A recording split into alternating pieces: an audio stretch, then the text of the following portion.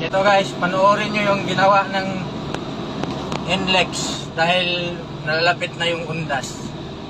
Sigurado marami mag-uwian. Tingnan nyo ha, panoorin nyo. Lagi kasing may harang dyan, kinakain nila yung isang lane, kinakain nila. Ngayon, tingnan nyo. Hintay lang kayo ha, tingnan nyo.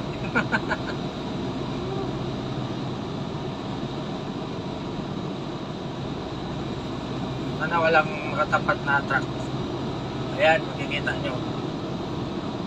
Suwabe na. Yung isang lane na yun, yung may H100 na muharurot dun banda. Hindi yan madaanan nung una. Ngayon, dahil palapit yung undas, ayan, tinanggal nila yung nakaharang dyan. Good job, NLEX. Mabuti naman. Ayan o, nadaanan na yung Montero. Ayan. Dati, sinakop yan ng construction. Ngayon, kasi nga, palapit na yung undas, marami yung magsisiuwian. Magiging parking na naman yung NLEX. Ayan. Tinigil muna nila yung construction nila.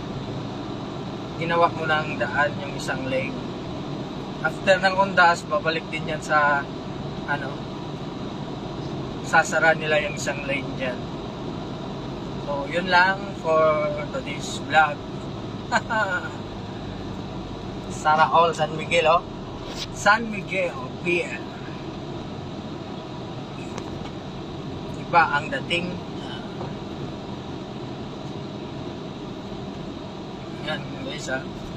Itong marami dyan, na mga nagka-cash yan sila. Kaya, yun, marami. Pila. Tayo, may load tayo. Magdalawang taon na tong load nito.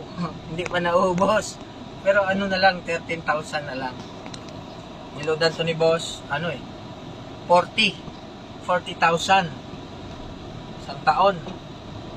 Magdalawang taon, 13,000 na lang natira. Tingnan nyo mamaya. Pakita ko sa inyo.